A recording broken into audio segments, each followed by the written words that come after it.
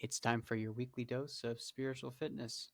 In today's episode, you'll get to hear my conversation with Jack, who is a Christian minister in Connecticut. You'll hear his thoughts on spiritual fitness, how he assesses someone's spiritual fitness level, and how he grows people's spiritual fitness. Ready to get spiritually fit? Let's go. So yeah, I just wanted to talk to you about spiritual fitness, tell you about what it is from like my side of things, and I just think that you're someone who obviously practices spiritual fitness and is in like the biz, like I am too, right? And we've got a lot of things Yeah, in common.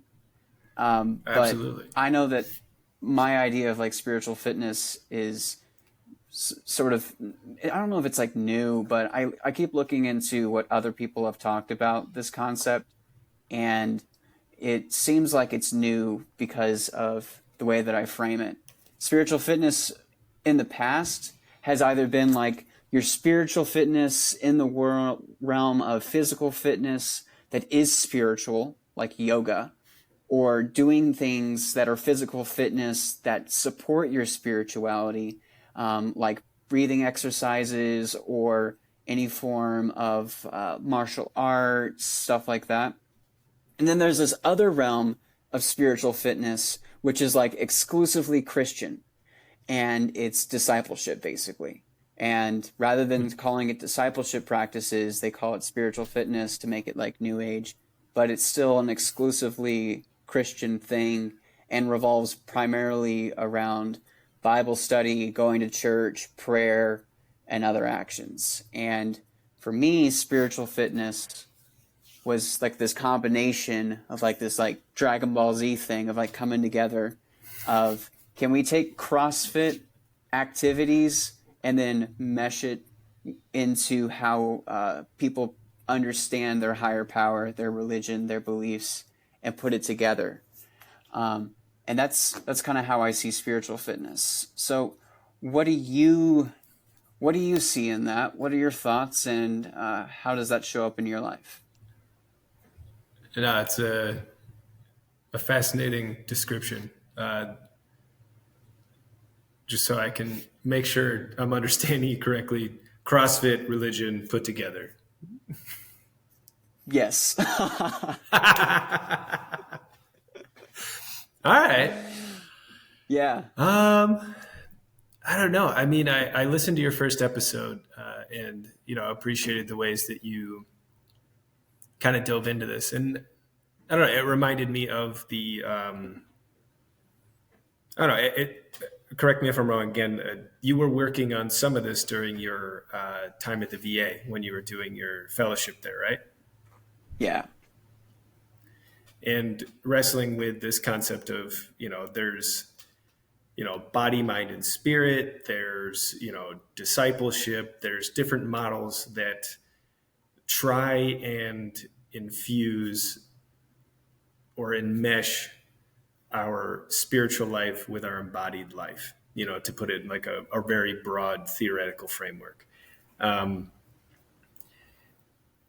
mean, to that question, I don't know, as I was thinking about this and listening to your first episode, it really just kind of resonated with me in the sense that I think one of the things that I struggle with most when it comes to organized religion, even as a minister, is that we tend to divvy things up and we don't do a good job of bringing things together. I mean, and especially today, it seems like we have, I don't know, kind of split ourselves from having like embodied experiences of faith, of realizing that all these different things are integrated. And, even in my own experience of faith and religion, spirituality, growing up and, having, being a pretty petulant atheist teenager and, stepping away from faith and all that kind of stuff. It was interesting to even note when I got back into it on my journey towards ordination and chaplaincy in the military, how much I could do the mind and the body, but the spirit part I had let atrophy. and I hadn't integrated any of these things into each other to see how they benefited each other in really essential ways. And so when I think it can happen anyway. You can have somebody who's just a big brain intellect, but doesn't have faith and doesn't necessarily use their body. You can have someone who has an incredibly deep faith, but doesn't use their body and, doesn't necessarily like really drive their mind towards new exploration. You can have any combination of the two without the third, but until you really start to, I don't know, see all the ways in which the others enhance and cooperate and bounce off of each other in really healthy ways, then it can be a really big struggle. And I think one of the challenges that I see in ministry today is that, yes, you can do a Bible study and it can be great. It can be really, really engaging for people's minds and for people's spirit, but it doesn't get there, like the embodied part, the application part, how it's supposed to change the very way we live our lives.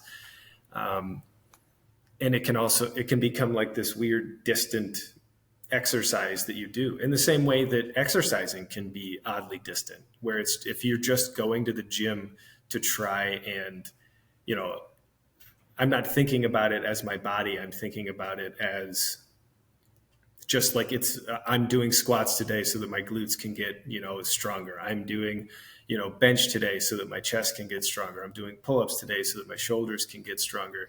And there isn't a holistic view of, no, I'm doing, squats today so that I can, hold my wife, hold my kids, carry a child in need, pick somebody up, do something like that. I'm doing pull-ups today so that I can better engage in just very basic processes that enhance every aspect of my life.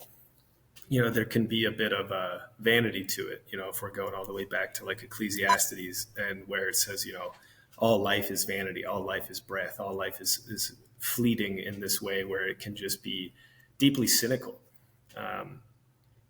And so for me, it's been an interesting challenge of trying to figure out how I, as an individual, can integrate these things, but then I'll also as an ordained minister leading a congregation and as a chaplain of the military, figuring out how do you express and illustrate these ideas in such a way where people can see that they're integrated and people can start to engage in that the same way. That's like the biggest problem. I think that comes down to spiritual, like or promoting spiritual fitness, is that like you can say to someone, hey, you want to get physically fit, and like, here's why, because, you're going to live longer, you're going to be able to do more things in life, you're literally going to be happier. We've got studies that show that, it's all these things, like your clothes are going to fit, all of that, like it's obvious. And same thing with like mental fitness as well. You're going to, have be right in the mind, and you can be more resilient, and you can do all these things. And then there's spiritual fitness, and people are like, well, you're not going to go to hell. So that's it. Yeah. And if, and like those even concepts of the afterlife are so far removed from the basic conversations in culture, and even within just like, if you're a healthy young person, you're not thinking about death and what happens after death. Even the idea of the afterlife is not a thing. So like what's the point of being spiritually fit? What do you think, Jack?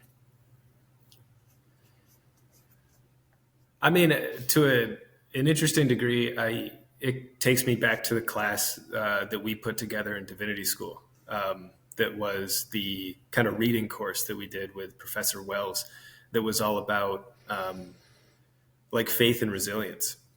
And, I refer to that course whenever I describe it to other people as all the books you're not allowed to read at Yale Divinity School, because it was like wrestling with concepts of, faith is supposed to make you, spiritual fitness is the act of engaging with the reality of a broken world, of what it takes to be a faithful witness in the long term to the brokenness of the world, enhanced by your faith. And spiritual fitness seems to be one of those things that like people really only realize is needed when, you know, shit really hits the Shit fan, hits the fan. to put it bluntly. Yeah. Yeah. And so it's the same way that it's like you could sit there and be a fairly, I don't know, just a stationary, isolated individual who thinks that, whatever, like working out, running, whatever, jumping rope, tossing a kettlebell around is something for, you know, those jackwagons on YouTube who are talking about, you know, just like being the man. And it's like, no, like that means that your life actually gets better. And it's not that it's like some magical thing. It's that simply by swinging a kettlebell, getting up and walking every single morning, and you make that a habit, you make that a discipline, you know, same root as discipleship and everything else, you are better equipped to deal with the brokenness of the world. And I think that's also part of the challenging concept that we deal with, is that why do I need to be resilient? Is that question. Like, why do I need to be stronger? Why do I need to be spiritually fit? Why do I need to be mentally fit? Why do I need to do these things? Shouldn't the world just be easier? Shouldn't the world just be nicer? Shouldn't we all just be kinder to each other? And it's again, like from a perspective of a minister, it's one of those where it's like, Jesus never said that. Like I'm speaking from my own faith perspective, you know, I use that language of being a military chaplain where you have to introduce yourself as your denomination first so everybody knows what they're getting into. You know, I'm not coming at you as a Buddhist chaplain or a Muslim chaplain or anything else. You know, I go to scripture and I engage in that. One of my favorite passages is Mark 13. You know, it basically has to do with this long talking. It's the longest teaching point that Jesus has in this first gospel that was written down and recorded. And, you know, they call it Mark's little apocalypse. It is this deeply challenging, like long, like, I mean, you look at the Gospel of Matthew and you get the Sermon on the Mount. You look at Luke, you get the Sermon on the Plain. It's these beautiful, eloquent ways of talking about the ethics and how things will be better. And then in Mark, the longest teaching moment is just this like punch you in the face. Like the world is going to be hard. Like if you live a life of faith, it will be hard. If you choose to take the responsibility of living out an ethic that is worthwhile and a faithful life that is, you know, in pursuit of your highest possible aim, which is engaging in the divine, you know, something greater than yourself, then it will be hard. And so you have to prepare yourself for that. Yeah, it says here, I looked it up. You must be on your guard. You will be handed over to the local councils and flogged in the synagogues. On account of me, you will stand before governors and kings as witnesses to them. Whenever you are arrested and brought to trial, do not worry. And it says, brother will betray brother to death, and a father his child. Children will rebel against their parents and have them put to death. Everyone will hate you because of me, but the one who stands firm to the end will be saved. Yeah, that doesn't sound very much like a sunshine and roses sort of thing of what you get by by practicing this sort of faith. In fact, it's quite the opposite. Oh, it's the exact opposite. It's the opposite of what kind of like the package and play, you know, normal theology we get from like various different sources that are like, you know, if you do this, you'll have wealth. You know, if you tithe this way, you know, like the prosperity gospel stuff, you know, it's the exact opposite of whatchamacallit, like liberation theology that basically states like the closer you are to the bottom, you know, like you are closer to God. And it's so many different things. I know that's derivative, and there will be a ton of people who could listen to this and say that I'm a jackass for like breaking apart their like theological frameworks, but whatever, you know, be pissed off.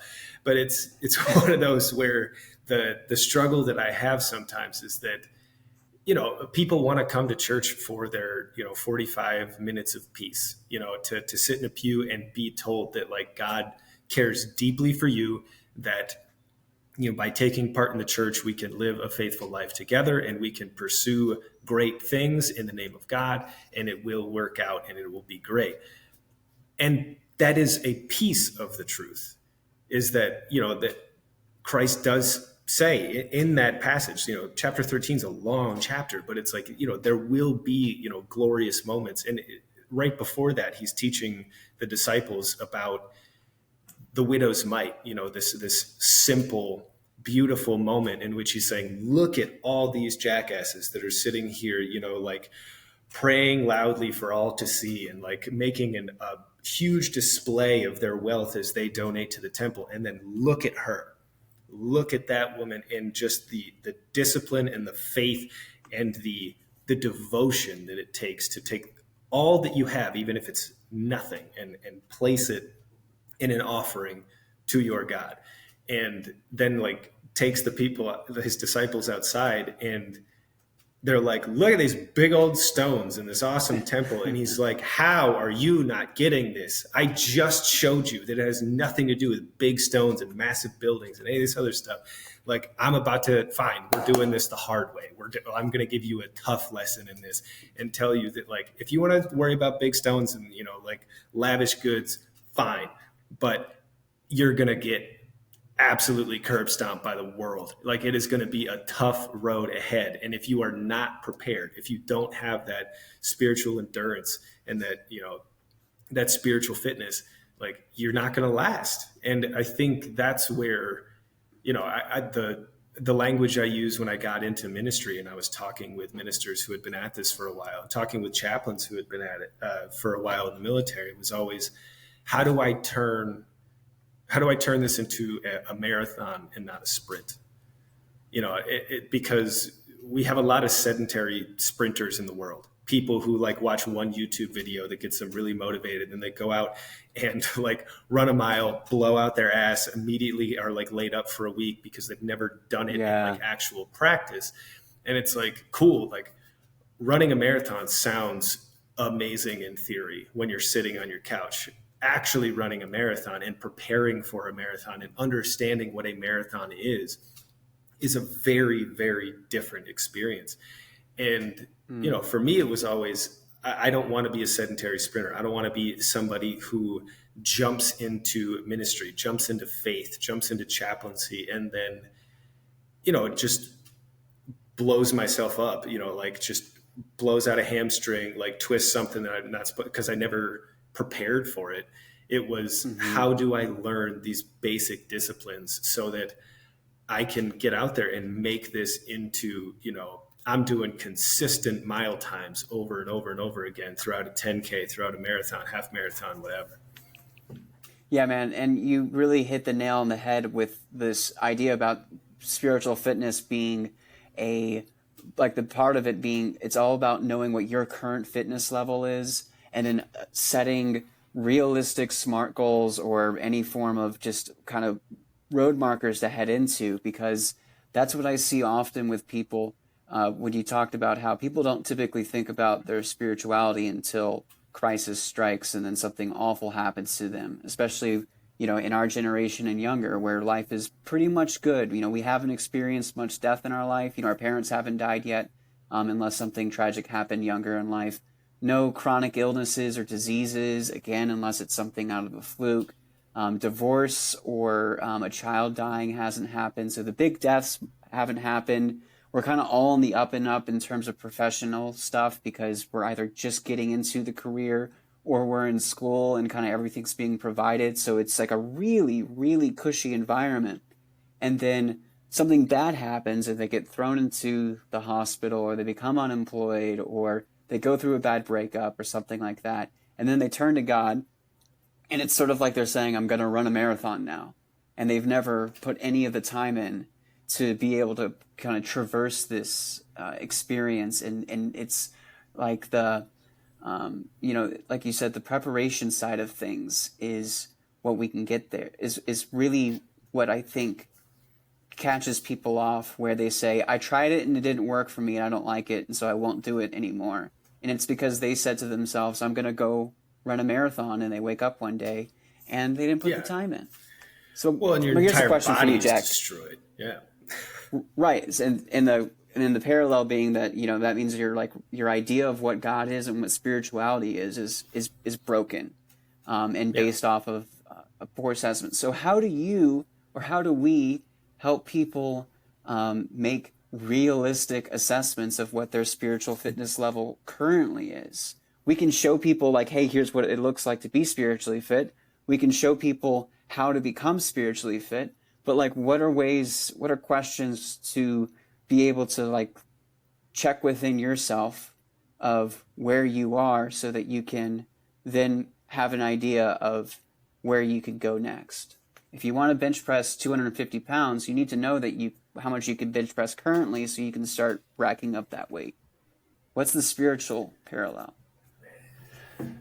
That's a really interesting question.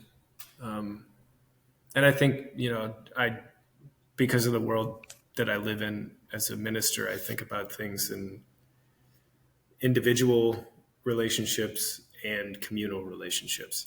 And so my mind is already going to, like, for an individual, trying to give someone a metric or someone a test of where their spiritual fitness might be. And then how do you take the temperature of an entire church and say, like, this is where our spiritual fitness currently lies, and where do we go from here?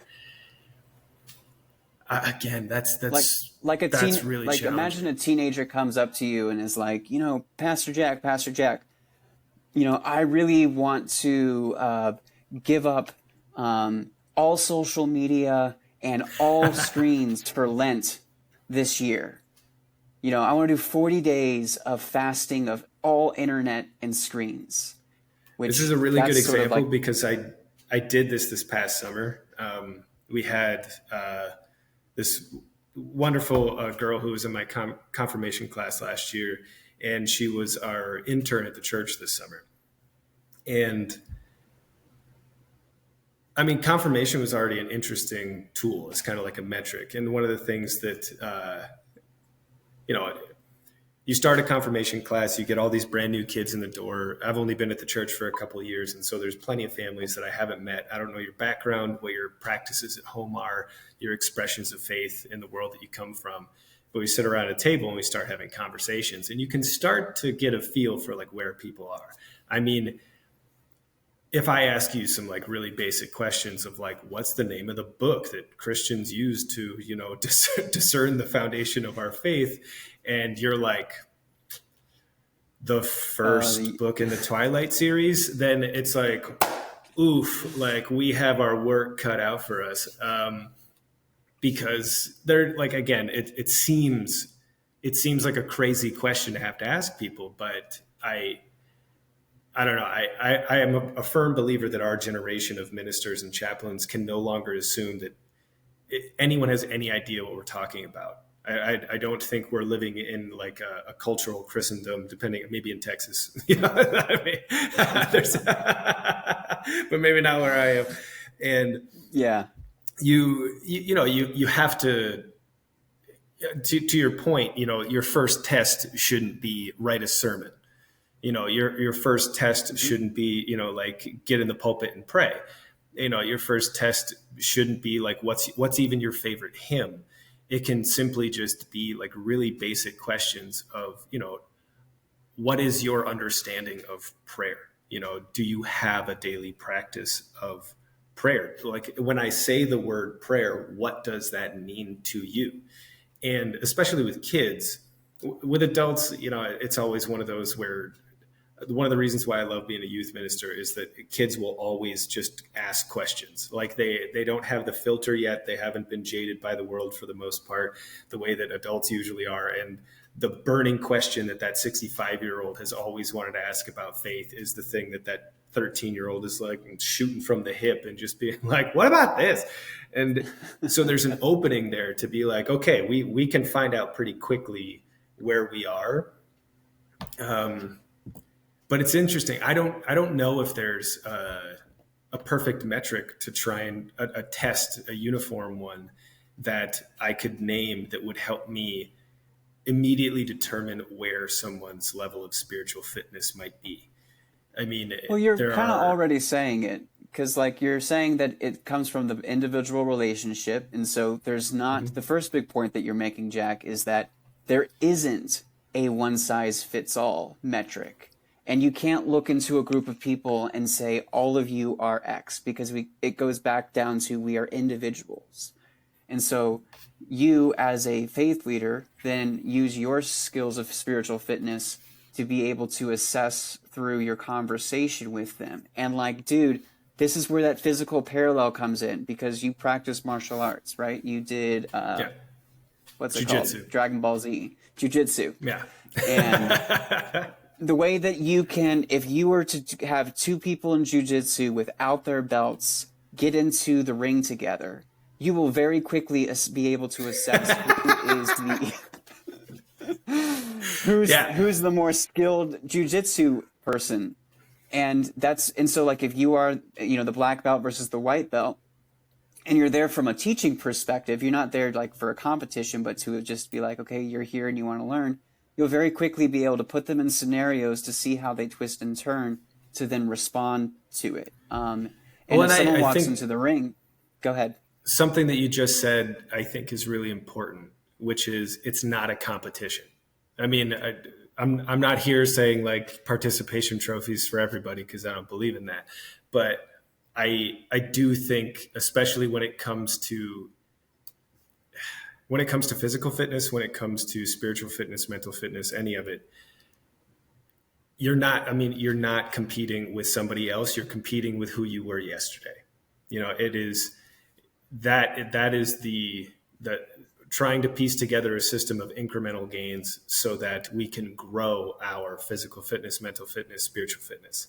And if you know no Bible verses, if you have never engaged with the Quran, the Tanakh, the Vedas, like whatever the text is from your faith tradition, then a great place to start would just be like, do I even know how to open this book and navigate it? If this is supposed to be, like the source of my faith and the ways in which I learn the universal story that wraps me and my other, disciples together in this pursuit of a deeper relationship with God. And I need to have a deeper spiritual fitness to engage in that pursuit. And I have no ability to navigate the story. Then I need to figure out how to navigate the story. And that's it's a basic where we're thing, at. But that's where we're at, where there is, people might not, I think that the whole process towards achieving spiritual fitness is, number one, have an awareness that spiritual fitness exists. And then number two, having even a desire to increase your spiritual fitness. So before we even have those two things there, we have to have those two things first before we can even get into the how. And I find that like a lot of people, when they suddenly have an awareness and suddenly have a very strong desire to be spiritually fit, i.e., they wake up and their child is choked on a grape and they've, something terrible has happened in their life. What do? They turn to this isn't a Bible, but, they turn to the Bible and they just like open it up and are like, okay, make me spiritually fit. Which is like where's the passage about a child choking on a grape? Right? It's like the equivalent of someone who weighs 500 pounds walking into the gym, not knowing what any of the equipment is, and being like, okay, so I'm going to just go and like sit on the bench press and put 300 pounds on it and see what happens. And boom, failure. Crush your sternum. Yeah. No, I think that there's a perfect parallel. And this is where you and I know agree because of the embodied nature of the stuff that we do. I mean, and when it comes to military training and the fact that it is part and parcel of your body and your mind and your spirit, like have to be there. I mean, even the Marines talk about spiritual fitness, spiritual readiness, like they have a metric and a language for it. And so it's one of those where, we are lucky enough to, navigate and to be a part of cultures and communities that, really want this. And so again, the root of your question, for someone who is just trying to figure this out and doesn't have that community around them, I mean, what kind of questions would you ask that person? Well, I mean, the questions that we would ask as chaplains when we're talking with someone in a counseling session, it revolves around, like, what are your resources? What does your community look like? Do you have a faith community? When was the last time you went to a service? Like, do you have a relationship with a chaplain, a spiritual director, a priest, a shaman, or whatever? And is what are the resources that you have in your life? And I mean, if a person who was recovering from an injury or had been just without physical fitness for a while came to me and was like, okay, what do I do next? It would be the same question of like, what have your past experiences been with physical fitness? When have you been at your best? When have you been at your worst? Do you have a gym? Do you have a personal trainer? Do you have someone in PT that is helping you to figure out what you did or what happened in an injury to then be able to best bounce back from it and find fitness again? And I think that resources question is a really illuminating first question, Mm-hmm. because on one end of the spectrum, you could have somebody who's still struggling or asking questions or discerning that says, I've been going to church my entire life. I've been going to the temple my entire life. I've been going to the mosque my entire life. I have a deep and relationship with the rabbi who like raised me and did my bat mitzvah. It could be all of those different things, and you could still struggle, but sometimes it's just a reminder of like, reach out to that person, engage with that person, go back to that community, find that thing again with new eyes and see how the journey develops, and then we can continue to talk about it. And on the other end of the spectrum, you have people where it's, I've never been to church, these are brand new questions for me, I've never, even thought that this was a reality that I needed to think about before. And now it's a burning question that I have to figure out.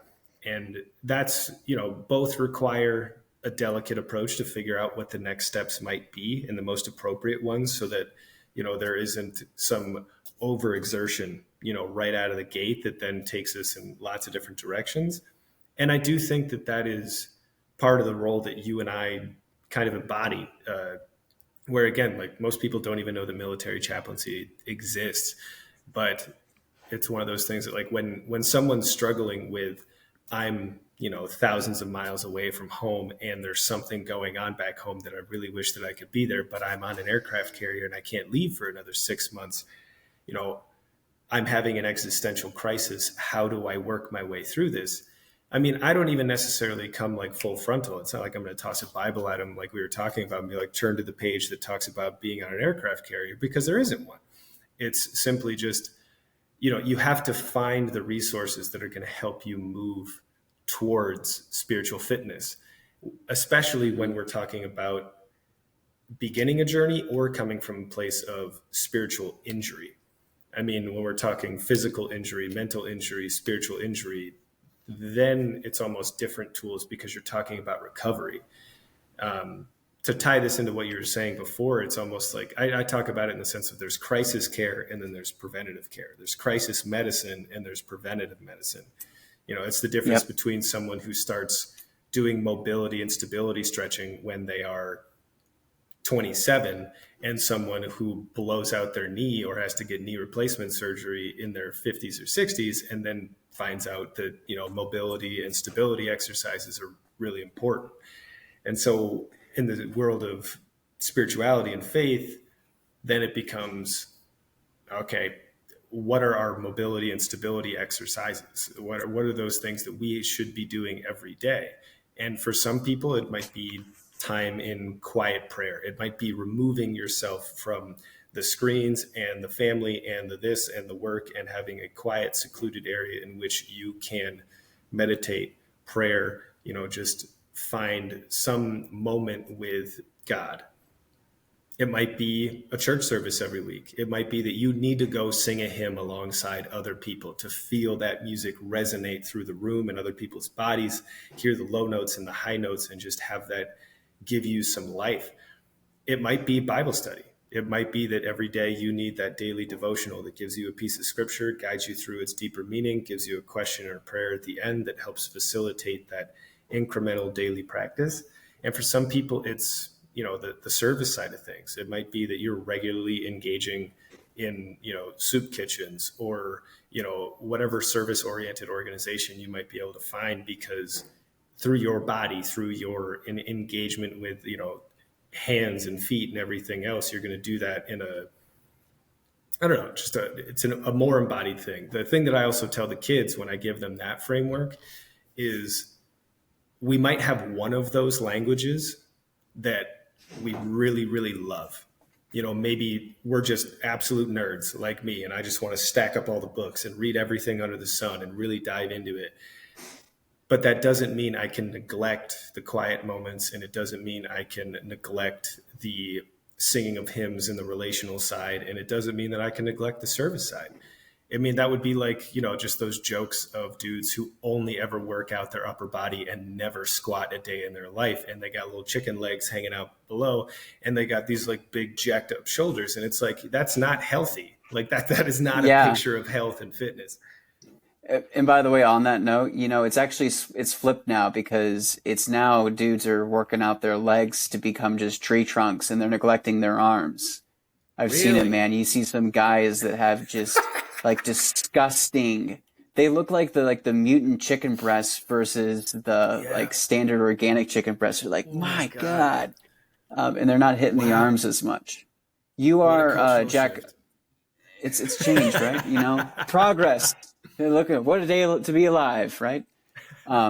It's cool that you're like organically hitting the stuff that I've seen, that I'm writing up in spiritual fitness, the grow self, because grow self is the acronym that stands for give, read, write, speak, eat, listen, focus. And those are all the actions that you're kind of describing within your ministry of creating spiritual fitness according to your faith tradition. And like my approach is like kind of like zooming out and just like boiling it down. Like you said, like read the scripture. So that's read, singing, that would be in speaking. The service side, that'd be under giving. Like it's this grow self is the means by which someone could become spiritually fit. And it's, again, remarkable that you were just saying, you were literally describing what we do. It's give. You're going to steal it? No, give. Yeah. Give, I will. read, write. Have all your congregation like and subscribe to this podcast, and make sure you leave your comments below. Put in the bulletin. Give, read, write, speak, eat, listen, focus. Those are the actions of spiritual fitness. Grow self, and like you said, people have a natural inclination to want to do things one or the other, but you need to diversify your experience, because if you rely too much on one thing, if you're not able to do that thing, then you'll put yourself in just a precarious position as if you weren't doing anything at all. And, within spirituality, zooming out further, where it's all about your highest sense of purpose in life, your highest sense of meaning in life, and your highest sense of community in life. When one of those three are in peril, you now have a spiritual problem. And that's why I like the medical term. Spiritual fitness is prophylactic, meaning it's the preventative stuff. Yeah. And in the same way how a whole generation had to be convinced to wash their hands because of these invisible things called germs. Why wash my hands if I don't need to? Yeah. Like, same thing with spiritual fitness. If folks don't recognize that it benefits you, maybe not now, but when you go through that existential crisis, you're going to want it then, and you don't want to be, better to have it and not need it than to need it than not have it. Yeah. So tell me, Jack, as we wrap things up, what does your spiritual fitness plan look like? How are you spiritually, what's it look like on a weekly basis for you? That's a really good question. I'm so spiritually fit that I don't have to work out anymore. No, not at all. Honestly, it's kind of the opposite in the current moment. And it was one of the things that I was interested in talking to you about on here, just because, I mean, we've, talked offline, and just checked in about the last, 18 months, 2 years in my life, and the massive changes that have happened. And, between moving multiple times, living in a house that had, toxic mold in it and getting super sick, getting married, like taking on different positions, having deployments fall through, and having like entire military careers like ebb and flow day to day with different stuff going on. The question that I've really come back to is just what are the basics that you do every day. And it kind of gets to the point of what you're talking about, because when I was living in Des Moines and I was single and I was working at a church and living like a monk, it was quote unquote easy. I could be doing jujitsu 2 hours every day. I could be working at the church 12 hours every day. I could be eating pretty much whatever I wanted because because I was burning all the calories all the time. Just like Yeah. slamming coffee and just like heading into whatever the next fire was, and then doing deployments and reading scripture, preaching, teaching, running programs, and doing a lot of what you were talking about, like having really deep and profound counseling sessions. But then when your life changes in really profound ways, how do you adapt, has kind of been the question that I've been doing now, especially because it's not about me solely anymore. Now I'm a husband. Now I'm a more senior minister within the church that I am serving currently. And so the responsibilities, the that I have to a certain extent change, because I have to make sure that I'm not only taking care of myself, but really taking care of others in really more profound ways. And so part of it has really just been, with my wife and I recovering from, like kind of evacuating our home and doing everything else. It was, okay, what are the basics that we are going to promise ourselves that we're going to do every single day? What are the things that we are going to stay in pursuit of, because we know that they safeguard our mental, physical, and spiritual well-being. And I wish I could be out here like you, like having videos of me out there running 10Ks and stuff like that. But right now, it's really simple. It's just wake up every day at the same time, around like 6:30, get up, and I'm going to take my wife to a place where she enjoys doing a 2-mile walk, so that we can be by the water, see the sunrise, walk together, spend really intentional time together, talking and enjoying each other's company. And then staking some of those rituals of like making sure we get enough water, making sure that we are eating well, and that we're eating together. We're not eating isolated meals away from one another, even though, that happens because of work schedules. But whenever we possibly can, we're going to make sure that we're eating dinner with each other. We're saying grace. We're praying intentionally. We are safeguarding our sleep, that we're making sure that we get enough rest so that we can recover and we can do it again.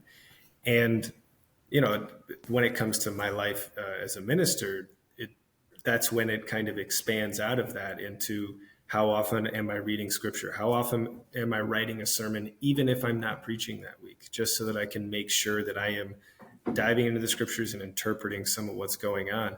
And, I can talk about, the glory days of, getting into jujitsu and just like wrestling with people and doing all that kinds of stuff and like loving every minute of it. Or the days back in divinity school where during COVID, you and I and the other chuckleheads of like the ecumenical running crew would wake up and run 10Ks together. But I think the other part that I would say about spiritual fitness is, as much as I would love to believe that it would be this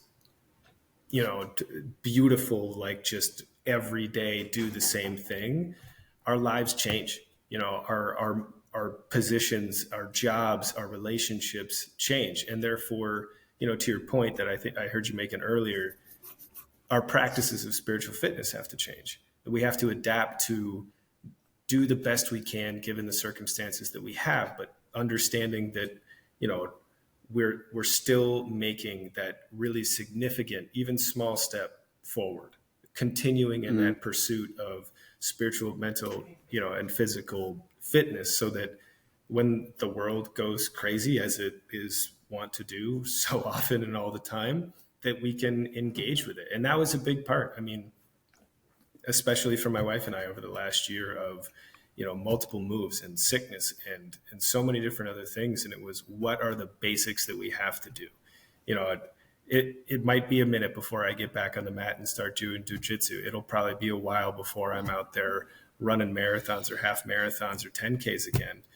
But what I can do is make sure that, me, and myself individually and my family are just taking care of some of those very, very fundamental things like you have in this, grow self method. And that's kind of where my spiritual fitness level is currently, which is, how do we make sure that those fundamental areas are really just hitting, doesn't have to be out of the park, but we're just doing them every day.